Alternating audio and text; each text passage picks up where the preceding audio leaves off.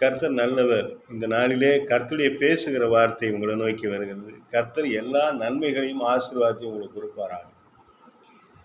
பரிசுத்த வேதாகமத்திலே ஆதியாகமத்திலே நாம் 2ஆம் அதிகாரத்திலே 7வது வசனத்தை வாசிக்கிற பொழுது, தேவனாகிய கர்த்தர் மனுஷனை பூமியின் மண்ணினாலே உருவாக்கி ஜீவ சுவாசத்தை அவன் நாசியிலே ஊதினார். மனுஷன் ஜீவ ஆத்துமாவானான். திருடன் திருடவும் அழிக்கவும் கொல்லவும் வரான். ஆனால் கர்த்தர் உங்களுக்கு ஜீவன் உண்டாயிருக்கவும் அது பரிபூரணப்படம் வந்தேன் என்று சொல்கிறார். நானே நல்ல மேய்ப்பன் தன் ஆடுகளுக்காக ஜீவனையும் கொடுக்கிறேன்.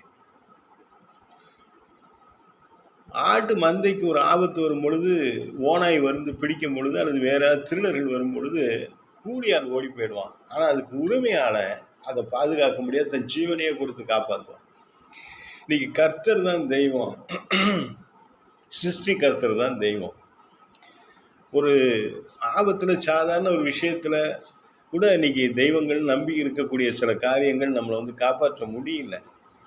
ஆனால் சர்வ சிருஷ்டிகர் சில பாடுகளுக்குள்ளார அந்த ஜனங்களை கொண்டு போனால் கூட அவங்க ஆத்மாவை காப்பாற்றுறாரு, அவங்க மனதுக்கு சமாதானத்தை கட்டளையிடுறாரு.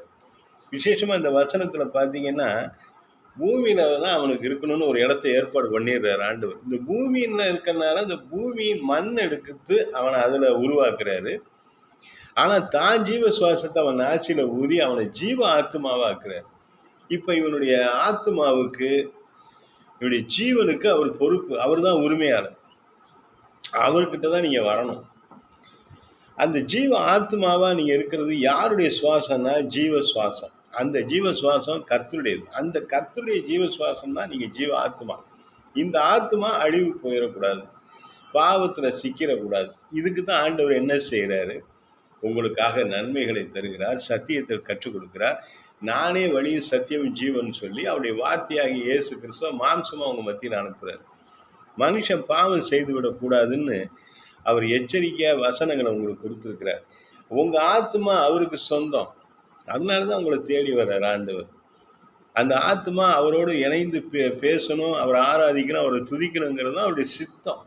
நீங்கள் அவரோட சிநேகிதமாக இருக்கணும், ரொம்ப க்ளோஸாக இருக்கணும். கர்த்தரோட படைத்தவரோட நீங்கள் ரொம்ப அன்பாக இருக்கணும். பயப்பட வேணாம், அடிமைத்தனம் இல்லைங்க. ஆகவே இந்த கர்த்தர் இந்த நாளில் உங்களுக்கு நல்ல ஆசீர்வாதத்தை கொடுப்பார். அவருடைய கிருபையின் தயவு இந்த நாள் முழுவதும் உங்களோட இருக்கும். சந்தோஷமாக இருங்க. அல்லேலூயா.